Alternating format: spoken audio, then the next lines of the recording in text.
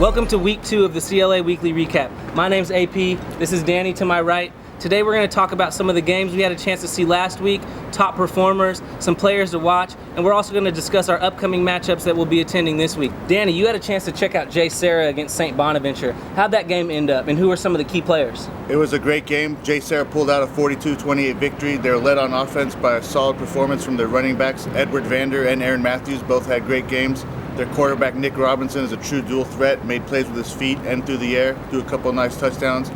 And their receiver, Ethan Aguayo, had a nice touchdown catch and a long kickoff return for a touchdown. JSerra is a great all-around team and should be a force to reckon with in the Trinity League this year. What surprised you the most with that game? You know, USC commit Ricky Town on one side at St. Bonnie with Levon Austin and some playmakers. You know, how did JSerra pull off that victory? They control the line of scrimmage and they put a lot of pressure on Ricky Town throughout. DJ Bailey is a force on the interior line on the defensive line for JSerra, and their defensive backs just come up and make tackles at the line of scrimmage. Just a solid performance. Ricky Town looked great out there. He threw a lot of nice passes. Was bitten by a couple of drops by his teammates, and there were a few questionable calls that went against St. Bonnie that kind of stuck a fork in some of their drives.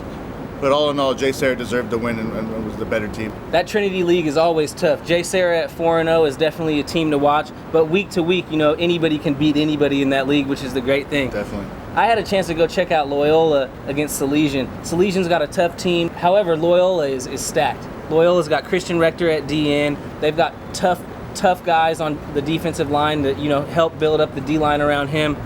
But overall, they're just a balanced team. They've got a solid running game. David Cooper at running back, definitely making some plays. They got Palomalu leading the way at QB. Overall, they have guys that can definitely make plays all over the field, offense and defense. I would say right now Loyola is one of the most solid teams I've seen as far as an overall team in the Mission League. It's going to be interesting this weekend to catch that matchup. Loyola's playing against Chaminade at Chaminade. both two teams undefeated. Both have been beating their opponents pretty convincingly. Should be a great game. Some other games we had a chance to see. We were at Servite Edison. That's a classic rivalry. Some huge plays. I don't know if you watched it, but Osiris St. Brown, the younger brother of Equinemius, you know, describe what he did on that play. It was simply amazing. It was just a ridiculous play. He simply hurdled the defender and scooted for a touchdown. Just remarkable. And he's only a sophomore, which is even crazier. Servite's definitely got some players. They've got Tate Beachley running it out of the backfield. They've got Oregon commit Travis Waller. They controlled the game against Edison, and it was pretty much an easy victory for the Friars, who actually go up this weekend to face De La Salle from Concord. That should be a great matchup. They played last year. Khalil McKenzie was a force. Travis Waller had a good game, but De La Salle pulled out the win. I think Servite thinks they might have a chance this week. We had a chance also this last weekend to check out Monrovia versus St. Francis. You predicted that Monrovia, you know, would get handled like they did last year. Although they are a better team this year, St. Francis pretty much put it on them in the second half and, you know, claimed that victory fairly easily, 35-13. Dylan Crawford had some catches. John Carroll had a few big ones. Areg Nazarian running all over the field for St. Francis. They're definitely a team to look out for. I would say so. I think St. Francis could run the table very easily. Biggest surprise from last weekend, and I guess you can't call it a surprise to us, but maybe a surprise to others. I predicted that Centennial team, you know, would go up against Long Beach Poly and give them work. I didn't know that the game would be decided that easily by Centennial, but, you know, talk a little bit about that matchup. What surprised you in that game? I was surprised that Centennial pulled out the win. I knew it would be a tough game, but I thought Long Beach Poly would have enough to pull it out. But kudos to Centennial that they showed their mettle and pulled out the hard-fought win. Now, with respect to this last week, who are some of those top performers, some of those guys that really stood out in your mind? Not necessarily guys with offers. They could have them, they could not. But, you know, who stood out to you? For me, JSerra senior Aaron Matthews on both sides of the ball was making plays the entire night, running the ball, coming up, making tackles. Had a huge sack on the fourth down to force a turnover on downs against St. Bonnie. Also, Edward Vander, their running back, is just a beast in the backfield, hard to contain. And Ethan Aguayo, their receiver, also a playmaker. And of course, their quarterback, Nick Robinson, is someone who should rack in several more offers in the near future. After watching that game and really breaking down the film, Aguayo seems like a great target downfield. Was he about 6'2"? He's definitely got the speed to take it the distance. He's got the size and speed to play at the next level, no doubt. And I would say undoubtedly Aaron Matthews probably impressed me overall out of anyone I watched all weekend, particularly on the defensive side of the ball. You don't particularly catch a DB who's willing to come up and really play the ball like he does. He really laid the wood on some ball carriers and just showed real smarts around the ball. On the Servite Edison game, both teams are loaded with some playmakers, but who really stood out to you? I think the Servite Edison game, had to be Travis Waller's best performance of the year so far, and that's a good thing for the Friars going into De La Salle this week.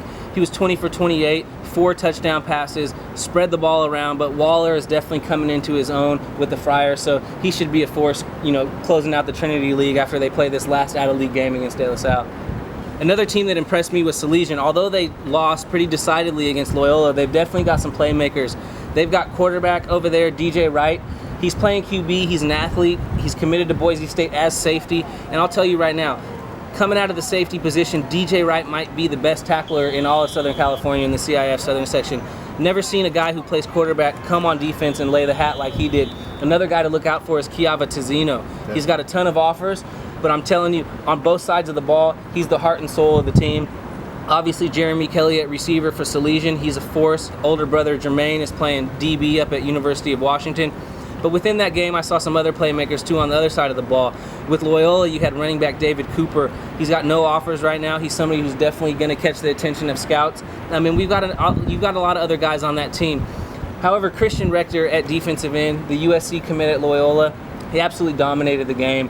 Playing DN, caught him in the backfield pretty much every other play. If it wasn't making a tackle, it was forcing the quarterback to scramble. But somebody that you're definitely going to look forward to watching at the next level is Christian Rector. Very heady player. He's got size, and he's got that tenacity. St Bonaventure running back Chris Santoyo had a really good game in place of injured Marcus Chambers. He broke off a couple long runs, including a long touchdown run, and he's someone who I think has a good future. Chris Santoyo definitely did look quick. Reminded me a little bit of Westlake running back Chase Jasmine. They have a similar build, but it would be nice to see them develop over the future. Now we're going to talk a little bit about this week's upcoming matchups. We got some great games going on this weekend, particularly in the Mission League. We're going to go down and check out CLA versus Notre Dame. Some great teams. CLA came off that loss against Bellevue, but really bounced back against Carson. Talk a little bit about that matchup, and what are your thoughts?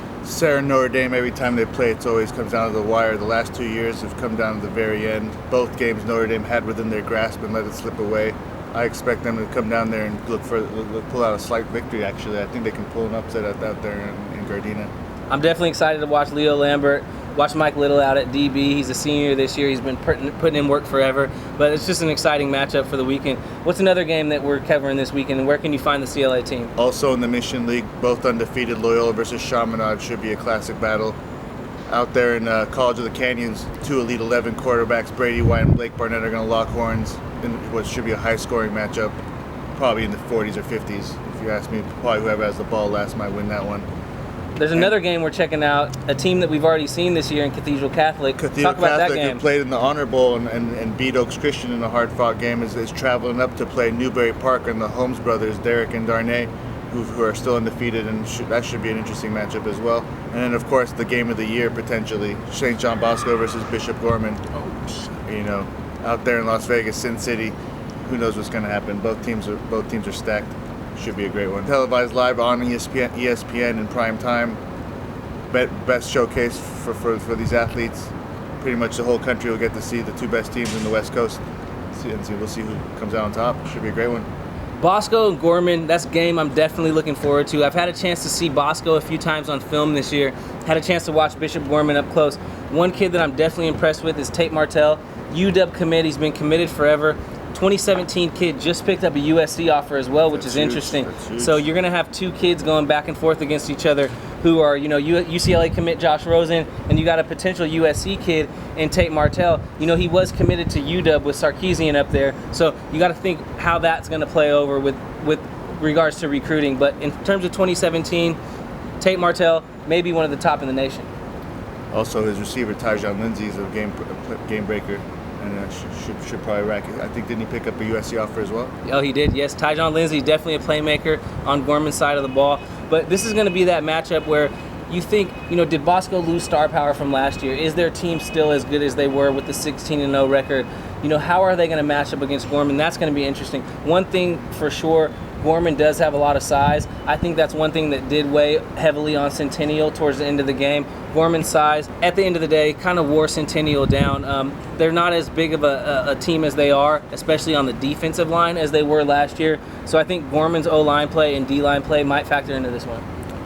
Well, this should be a good one. Can't wait. All right, you heard it from CLA. This is our second installment of the CLA Weekly Recap. Hope that you got some great info. Look forward to catching up with you guys next week. Sounds good.